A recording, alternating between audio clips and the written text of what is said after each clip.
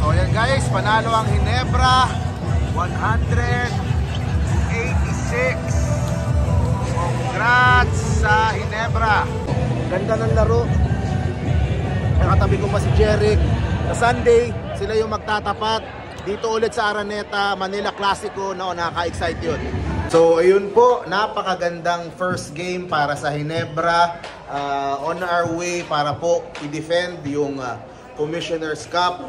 And although syempre nakakamiss si Justin Brownlee, yung si Bishop, naku, lakas, dominante din kanina. Parang Twin Towers yung nangyari.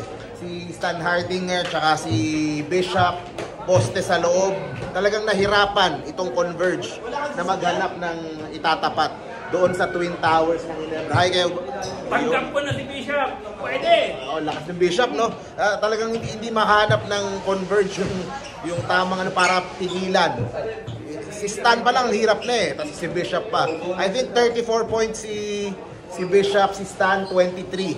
Tapos yung 17 points doon, first quarter pa lang eh. Talagang nakadikit lang yung Converge dahil sa mga 3 points nila.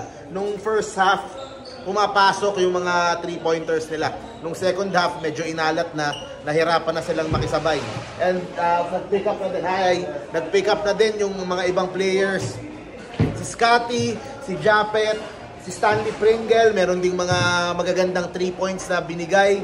Si Ahanisi, si Mav, medyo parang hinahanap pa niya yung tamang tamang fit niya doon sa system ni Coach Tim Cone. Pero in fairness kay Coach Tim, talagang binabad itong si Ahanisi doon po sa laro.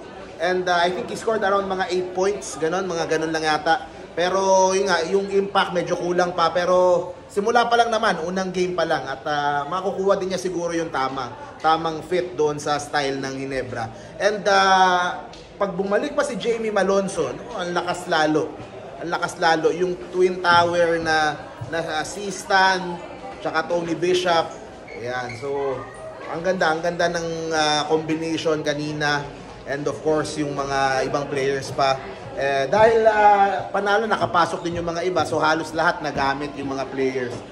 Nag-start din kanina si Ralph Koo.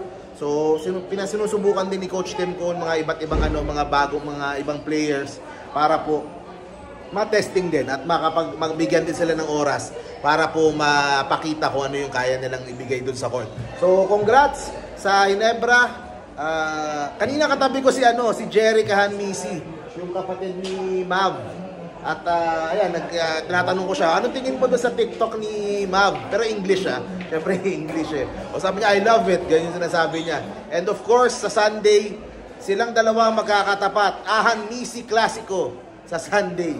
Ngayon po yung audience hindi ganun kadami, pero sa Sunday expected yan na mukhang mapupuno itong Araneta. Baka mahirapan na kumuha ng ticket sa Sunday. Kanina, ang ganda nung pwesto natin eh. Pero kasi number 1 ngayon, Magnolia, 3-0. Makakatapat ng Ginebra. So mabigat na challenge kaagad. Yung makakatapat si Tyler Bay. Yun. Mabigat yung second game ng Ginebra, kaya talagang masusubukan talaga. And of course, magkakaharap yung dalawang magkapatid. So makita natin. And let's see kung sino ang mangingibabaw sa Sunday. Pero sa ngayon, 1-0. Let's enjoy this victory. Ginebra is back. The PBA and to defend the crown. And yun po ang update po natin. So thank you very much guys. See you po sa next vlog po natin. Tuloy-tuloy lang po yung coverage. Go Ginebra. See you sa next vlog guys.